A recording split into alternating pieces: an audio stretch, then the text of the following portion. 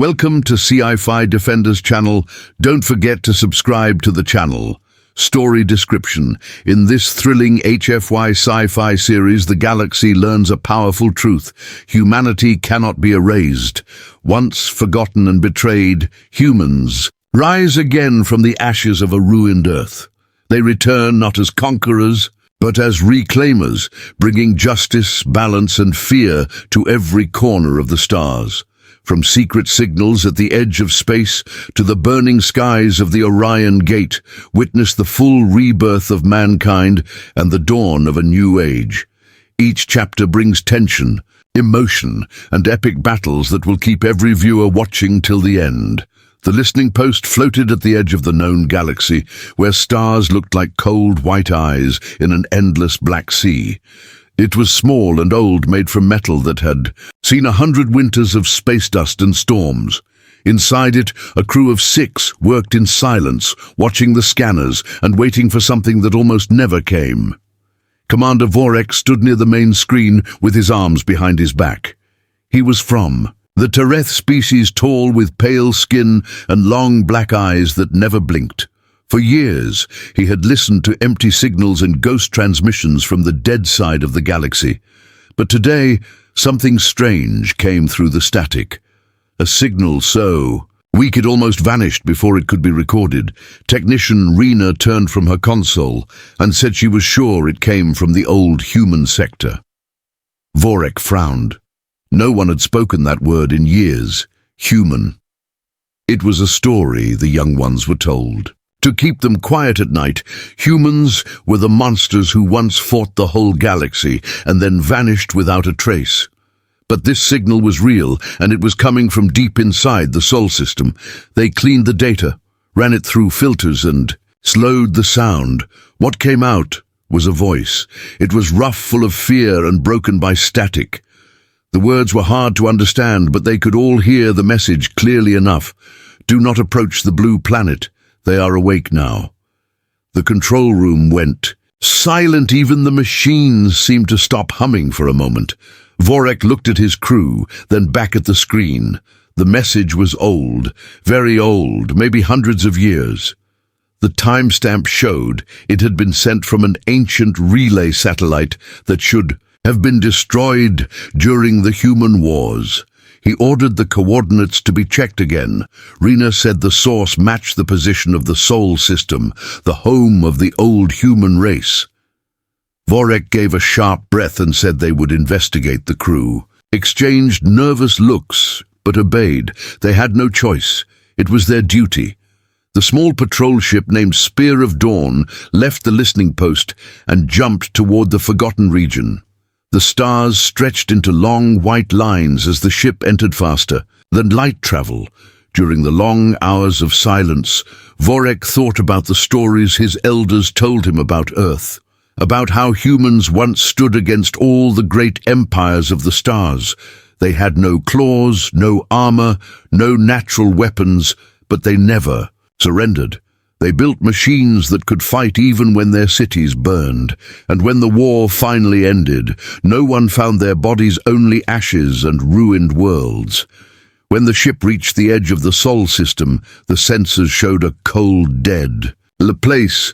The planets were silent, the moons were dark. Old satellites still orbited Mars, covered in ice and dust. The crew whispered that it was a graveyard of a lost world. They moved closer to Earth. The planet was hidden under thick clouds that moved. Like smoke, lightning flashed across the dark sky. There were no city lights, no signs of life. Vorek ordered deep scan, and the sensors began to map the surface. At first, nothing appeared. Then the readings changed. Under the clouds, something large was moving. The scanners showed massive energy pulses far below the crust. It looked like buried machines were waking up one by one, power signatures older than any technology known in the current galaxy. Rena said softly that maybe the message was right. Maybe they were awake now. Vorek told her to send the data to the council immediately. She pressed the key to open the communication link, but the screen went black. All channels went silent. The lights flickered across the bridge, A deep rumble passed through the ship, as if something massive was moving outside. Vorek looked at the window and saw the shadow of a shape rising through the clouds of Earth. It was not a mountain. It was a structure made of black metal, taller than any tower it looked. Like a weapon, a fortress built from the bones of the planet itself. Then came another signal, not from their systems, but from Earth itself. A single short transmission filled the speakers, a voice not human, not alien, just something powerful and cold run. Lights died, the engines stopped, and the crew could only hear the low echo of the signal repeating through the hull. Outside, the clouds opened and a beam of light shot into space brighter than the sun. Every sensor on the ship overloaded in seconds. Vorek shouted to restart the drive, but nothing answered. Their ship began to drift toward the glowing planet in the last seconds before everything went dark. The commander looked at his screen and saw something written in old Terran script. It was a message left in the data field. Rebirth sequence active. Then the ship vanished from radar. Back at the edge of the galaxy, the listening post received one broken message before its system shut down completely. One word repeated again and again. Run the E. Crew was never found. And from that day, the silent planet of Earth was silent no more. The Galactic Council gathered in the Grand Hall of Elar Prime, where light from 1,000 stars shone through the crystal roof. Representatives from every known species filled the room, whispering in low voices about the same thing: the missing ship from the listening post, and the strange message that came before it went silent. At the center of the chamber stood Ambassador Kelor of the Velari. He was old, his silver scales dull from age, his voice deep and slow. He had fought in the human wars 300 years ago when the galaxy tried to destroy Earth. He remembered the sound of human war drums and the fire that swallowed entire fleets. He told the Council that if the humans were awake again, it meant the end of peace, but most of the Council did not believe him. They called it a malfunction or a false signal created by space dust. They said the humans were long gone, wiped from history during the collapse of their world. The only remains were bones buried under the ash of their home planet. Keller stood firm and said they were making a mistake. He said that humans were never truly gone because their machines were built to survive, even when they could not. But the Council laughed and told him he was too old to fight ghosts. Still, something was wrong. Across several border worlds, sensors began to pick up strange readings. Old satellites were turning back on abandoned human stations, were sending coded messages in Terran binary. The same message repeated again and again. We endure in the dark halls of the council chamber. Kalor spoke to Commander Wren, a young officer from the frontier. Wren had lost a brother in the last scouting mission near Sol. He told Kelor about the data fragments recovered from the black box of the destroyed ship, energy readings from Earth that matched no known power source, and in one corrupted image file, a shadow of something massive rising through the clouds. Kelor said quietly that this was how it began last time. First the silence, then the storm far away. Deep under the clouds of Earth, lights flickered in the darkness. Inside the ancient bunkers, huge doors began to open, releasing dust and cold air. A voice echoed through the halls of metal and stone. It was the command of an old program named Terran Rebirth. Its purpose was simple: awaken humanity when the world could live again. Thousands of cryo chambers glowed blue as they unlocked. One by one, the first to open was marked Mira Kane, Captain First Fleet of Earth Command. Her eyes opened after centuries of sleep. Her breath was heavy but steady. She looked around at the sleeping faces of her crew and whispered, "We survived." The walls around her came alive as old screens flickered on maps of the solar system, appeared showing the ruins of stations, moons and defense grids. The system AI reported that humanity's last defense network was still functional and waiting for command. Mira placed her hand on the control pad and said, "Begin restoration sequence." Power surged through tunnels beneath the crust. Old reactors reignited one by one. The dead planet began to glow from deep below. Metal cities that had been buried under. Ash began to rise again. Machines repaired themselves, guided by the same code written long ago by human hands. In orbit, an ancient ship named Vengeance, powered on its engines, burned with silent blue fire. Its systems had waited 300 years. For this signal, a single human voice now gave it orders again. Back in the Galactic Council, reports started coming in from every border system. Old Terran beacons had activated. Each beacon sent one message into the stars. Humanity reclaims the dawn. The council chamber fell into chaos. Ambassadors shouted over each other. Some called for peace and contact others for immediate war. But it was too late to decide. Because even as they argued, a new signal cut across every communication network in the Galaxy. A human voice, calm and steady, said, "To those who feared us, you were right." Then the transmission ended, and silence filled the stars again. Kalor closed his eyes. He remembered the burning skies of the old war and whispered to himself, "They warned the galaxy once before." But no one listened. On Earth, Captain Mira Kane stood beneath the rising sun for the first time in 3 centuries. She looked at the glowing horizon and said, "We were forgotten now. We will remind them who we are." Behind her, thousands of humans stepped into the light of the new day. The storm had not yet begun, but the silence was already breaking. The first alien fleet entered the Sol system 3 weeks after the last transmission. It was led by Admiral Serac of the Clith Dominion.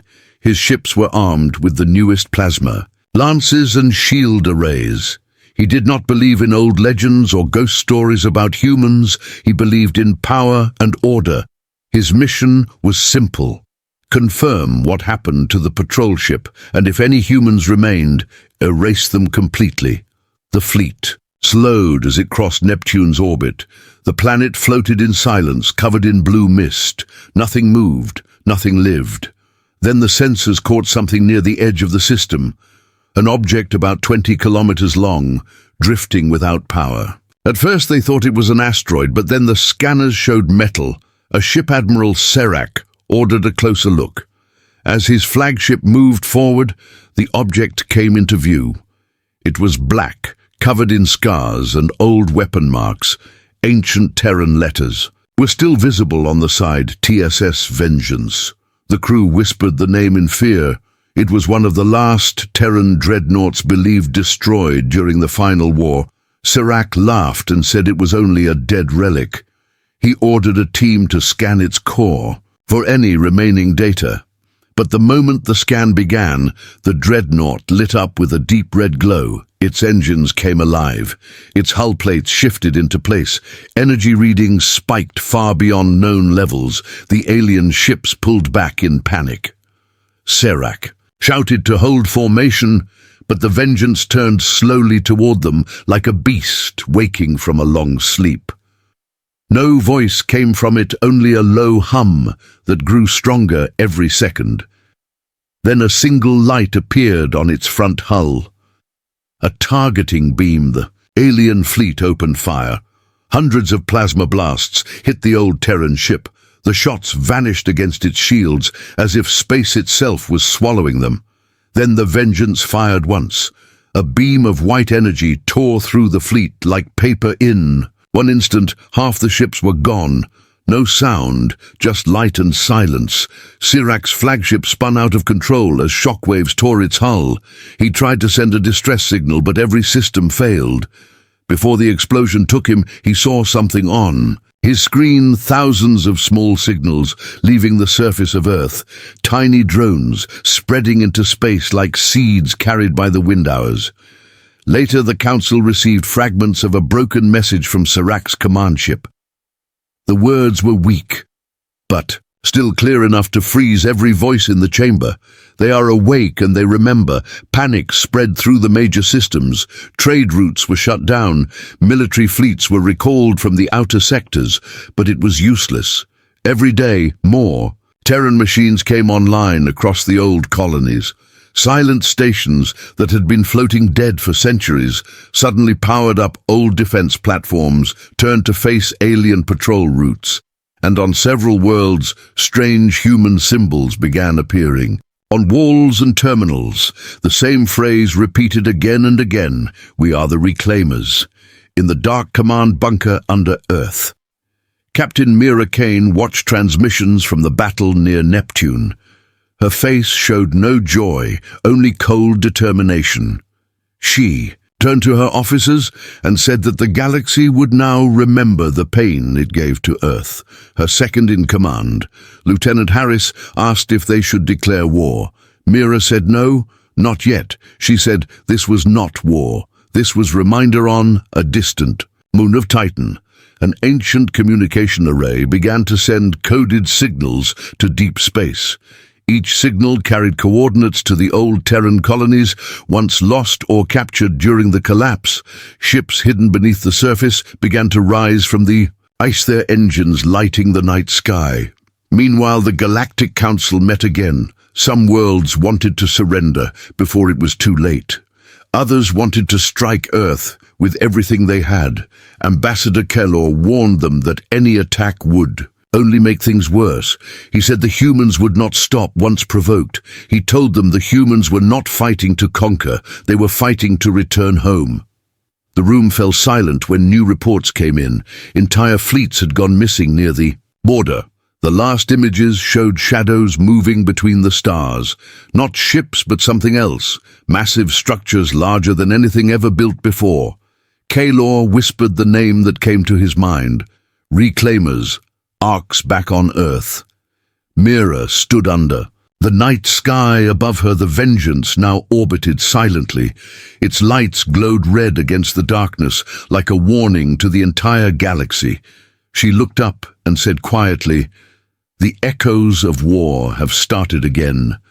And far beyond the system, in the endless dark of space, the stars seemed to tremble, as if remembering the fury of mankind. The clouds above Earth began to clear for the first time in centuries. Sunlight touched the ground again and turned the grey dust into gold. Ruined towers stood like broken teeth against the bright sky. From orbit, the planet looked alive once more, glowing with faint blue light from the old power grids beneath its crust. Captain Mira Kane stood on the surface beside the old Terran flag, half buried in the sand. Her boots pressed into soil that had not felt human steps for hundreds of years. Behind her, rows of soldiers and engineers worked to rebuild the first city. It was named New Dawn, and it rose from the ruins of what was once Washington. Every generator that came online sent a signal into orbit. Each signal carried one message: Earth has returned. Deep underground, the ancient AIs woke fully. They had names like Sentinel, Atlas, and Guardian. They were built to protect humanity at any cost. For centuries, they had slept waiting for the command that came now from Mira Kane herself. Activate defense grid, restore planetary network, rebuild the cradle of mankind. Across the sky, drones flew in formation, carrying metal plates and solar mirrors. The world that had been silent for generations now buzzed with the sound of life. The oceans began to clear as purification machines powered up again. From orbit, the planet looked like a sleeping giant opening its eyes on the other side of the galaxy. Panic spread like wildfire. The Council tried to hide the truth, but every network picked up the same images. Earth alive again. Human ships leaving its orbit, signals being sent toward the lost colonies of Mars and Europa. Ambassador Kellor sat in his chamber watching the feed in silence. He had warned them again and again, but they refused to listen. He knew what would come next. Humans never rose quietly. The Council called an emergency meeting. They demanded that Earth open communication. Mira received their signal and appeared on the screen, wearing the black uniform of the old Terran fleet. Her eyes were cold, her voice calm. She thanked the Council for remembering. Earth after so long. Then she said that humanity had no interest in conquest or revenge. Only in truth. She played a recording taken from the old archives of the human wars. Images of alien fleets bombing Earth cities, burning children running through. Fire. And then the silence that followed. Mira looked at them and said, "You called it peace, we called it survival." The council chamber went quiet. No one spoke for a long time. Finally, one alien leader asked her what humanity wanted. Now Mira answered, "Simply, we want what was stolen from us. Our place among the stars. Back on Earth, the reconstruction continued. Huge reactors, powered by clean fusion, came online. The night sky filled with the glow of orbital platforms. The ancient shipyards of Luna began to wake. Machines older than any living being started to build again. From one massive cradle rose a new ship, brighter and stronger than the rest. It was named the Dawnbringer. Its hull carried the emblem of Earth, a single blue circle surrounded by stars. When the first test flight began, every human stood still and watched. The ship lifted from the surface in silence. Then its engines roared, and the air trembled across continents. It rose through the clouds, breaking into sunlight, and took its place in orbit beside the Vengeance. The two great ships turned together like sentinels watching over their reborn world. In the deep of space, near the edge of Sol System, hidden human outposts started to send coded messages. Colonies that everyone thought destroyed replied to the call of Earth. Voices returned from Mars, from Titan, from Europa. Each one said the same line. "We are still here." The galaxy could not believe it. For centuries they thought humanity was finished. Now they were awake. United and armed with technology, no one else understood. Keylor sent one final warning to the Council. He said that if they tried to strike Earth again, it would be their own graves they dug. He said the humans would not stop until their past pain was answered. But most of the Council still believed they could control the situation. They did not know that the storm had already started. Human sleeper fleets hidden beyond the rim were waking too. Ships older than any nation's history now waited for Mira's command, and when the signal came, they would move on the surface. Mira stood at the edge of the new capital, watching the rising sun. She whispered quietly to herself, "We were the ashes now. We are the flame above her." The Dawnbringer turned slowly and sent a pulse of light into the dark sky. That pulse reached the farthest edges of the galaxy. It was not a weapon, it was a declaration. Humanity has returned. The Galactic Council had not slept for weeks. Every world sent warnings, every fleet sent reports of strange shadows near their borders. Some believed humans were building an army again. Others said they were already among them, hiding behind friendly faces, waiting for the signal to strike. Ambassador Keylor stood before the council. For the last time, his voice was tired but strong. He said there was still a chance for peace if they spoke to Captain Mira Kane with honesty. But most members shouted against him. They called humans a threat that must be erased before they spread. Again, the vote was made, and the order was clear: prepare for war. At that same moment, far from the council's chambers, 3 alien worlds woke to the hum of engines in their skies. Dark drones appeared in orbit above them. They looked human, built long, narrow, and covered in markings of the old Terran fleet, the Bay. Aliens panicked, thinking the attack had begun, but the drones did not fire. They only hovered in silence, then projected a simple message across the sky in glowing letters: "Forgive us if you can." Then they turned and vanished into space faster than any known ship could move. The message spread through the galaxy like a storm. Some called it a warning, others called it a promise. No one knew what to believe. Keylor watched the news with a heavy heart.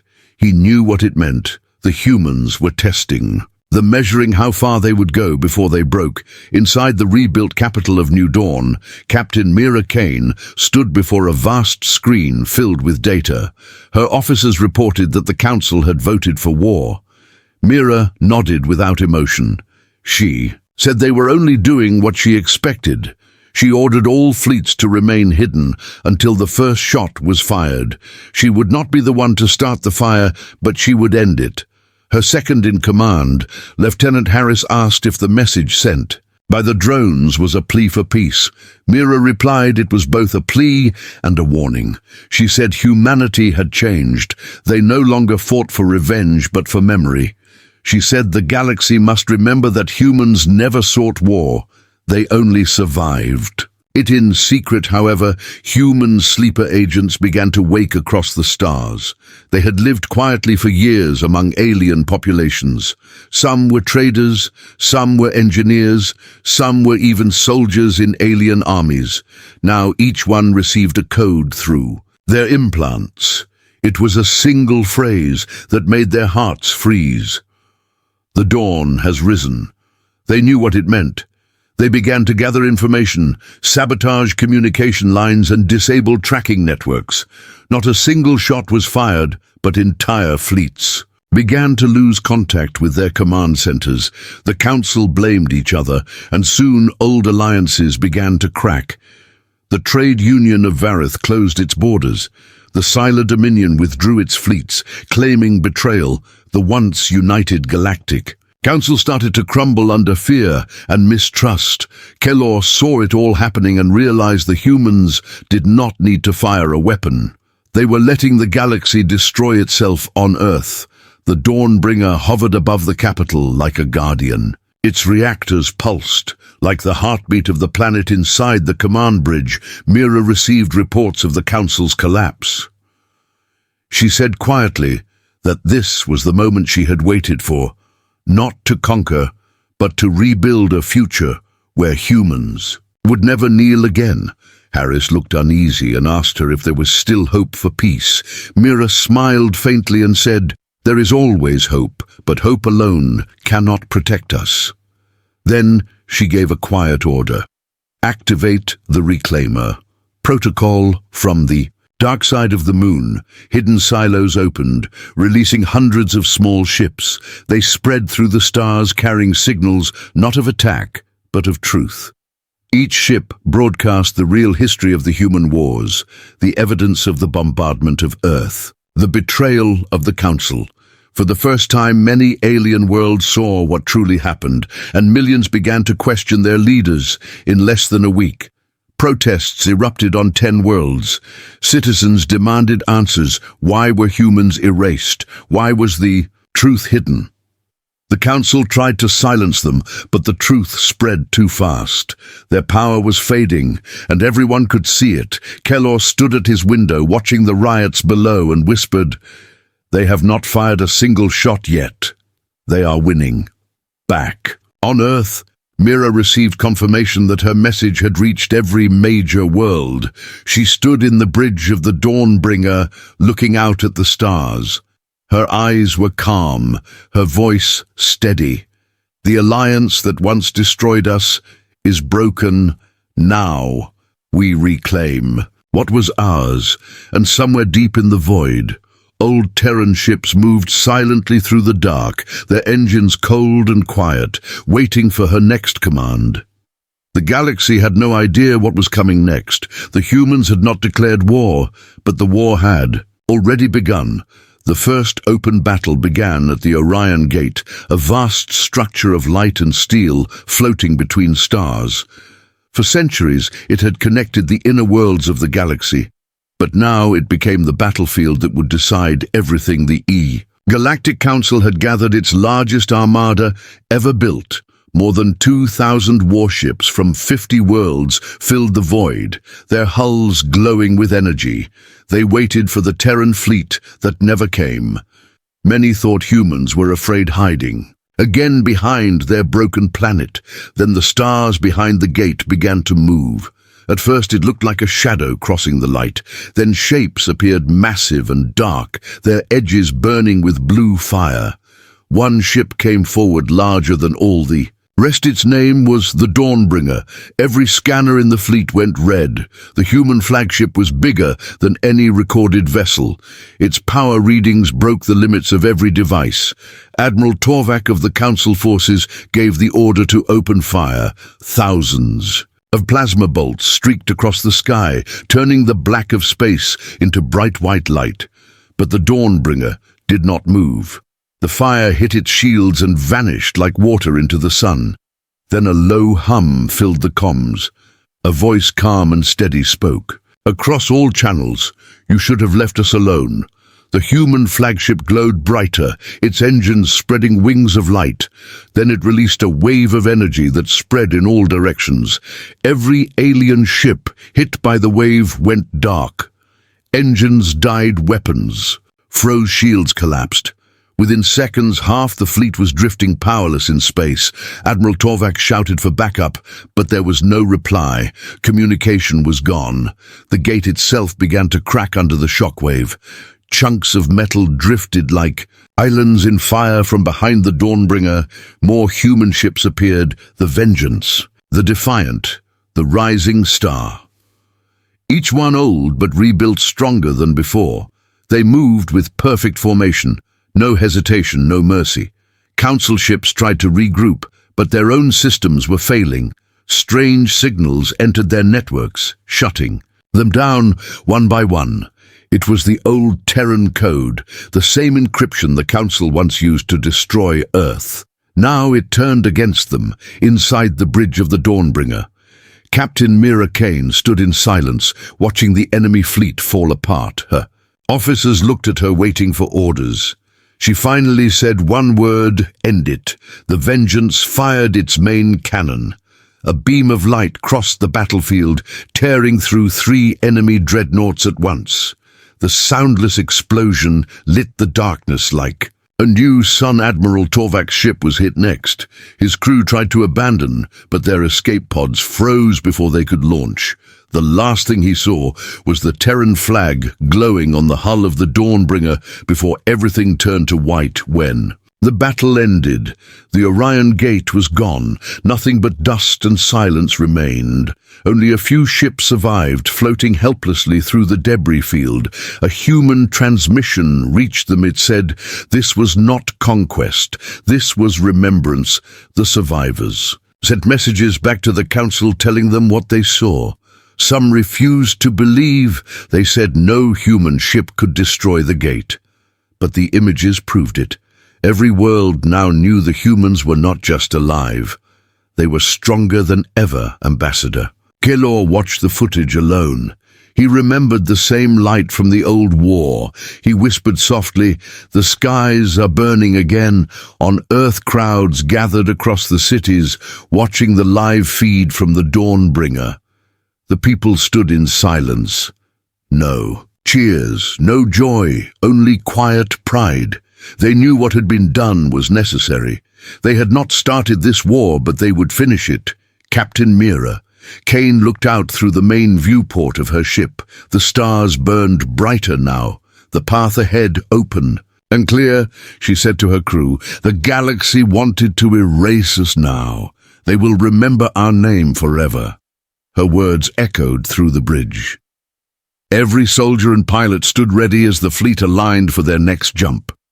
Their mission was not destruction. It was reclamation. The engines of the Dawnbringer flared again, lighting the void. Behind it, hundreds of Terran ships followed in formation. Together, they moved toward the outer sectors where human colonies once stood. Their return had begun, and no power in the galaxy could stop it. In the council hall, panic ruled. Leaders shouted plans of surrender, others called for revenge. But deep inside, everyone knew the truth. The war was already lost the moment the first human woke from the ashes. As the Council argued, the sky above their capital turned dark. Satellites showed hundreds of signals entering orbit. The humans had arrived faster than anyone thought possible. The final stage had begun. The day the human fleet reached the Council capital became known as the Second Dawn. Every world across the galaxy watched the broadcast as the Terran ships appeared one after another, covering the sky like a storm of light. The alien citizens looked up in silence. They had heard stories about humans, about their anger and their endless will to survive. Now those stories had come true. The Council sent a message of peace, begging for negotiation, but the humans did not answer. They only hovered above the capital world, their ships glowing like silent judges on the flagship. Dawnbringer Captain Mira Kane stood before the viewing glass. Her eyes were calm, but behind them was centuries of pain carried by her people. She whispered, "We are not conquerors. We are reminders." Inside the council chambers, leaders from every species argued in fear. Some wanted to fight back, others wanted to surrender immediately. Ambassador Kalor stood and raised his voice louder than all. He said, "The humans will not destroy us unless we force them to." He reminded them that once humans tried to join the council as equals and were rejected. He said maybe this is not vengeance, but justice. Above the planet, the human fleet finally moved. But instead of firing weapons, they released hundreds of small pods that entered the atmosphere quietly. Everyone expected bombs, but when the pods landed, they opened to reveal machines not for war, but for rebuilding. They started cleaning ruins, restoring power, and helping alien civilians caught in chaos. The message was clear. Humans had come not to destroy, but to reclaim the galaxy from the greed and cruelty that once tried to erase them. The Council sent another message, this time with a single question. "What do you want?" Captain Mira Kane answered herself. Her voice broadcast across every world. "We want truth and balance, and we will build it. With or without you." Her words shook the galaxy. Some species began to side with humanity, tired of the Council's lies.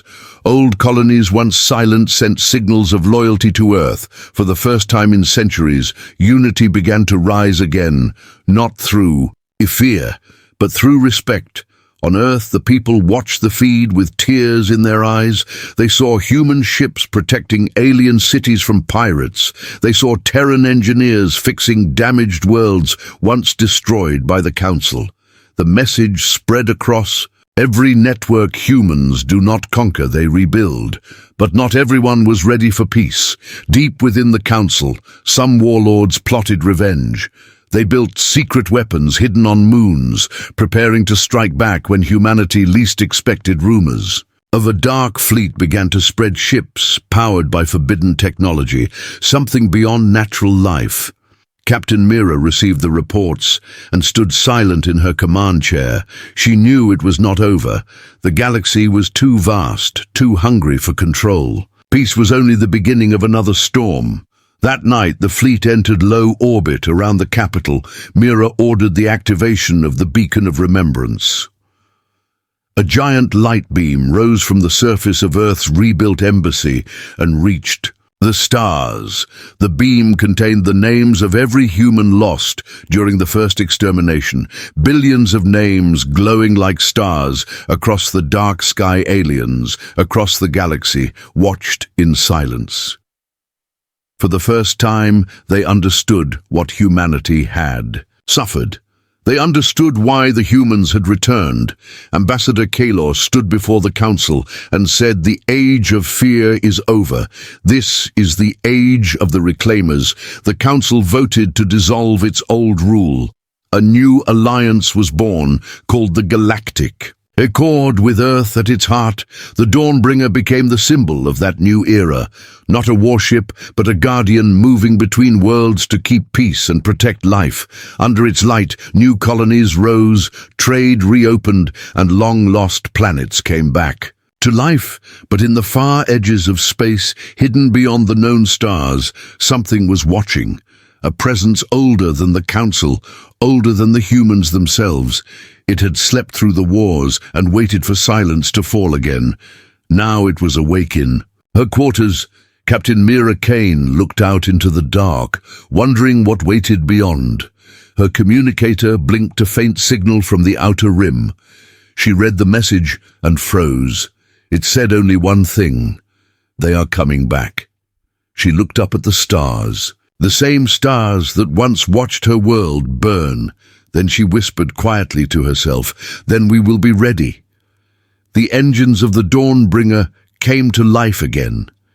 Its wings of light spread across the sky, and the fleet turned toward the edge of the galaxy, where the next chapter of humanity's destiny waited beyond the horizon of known space.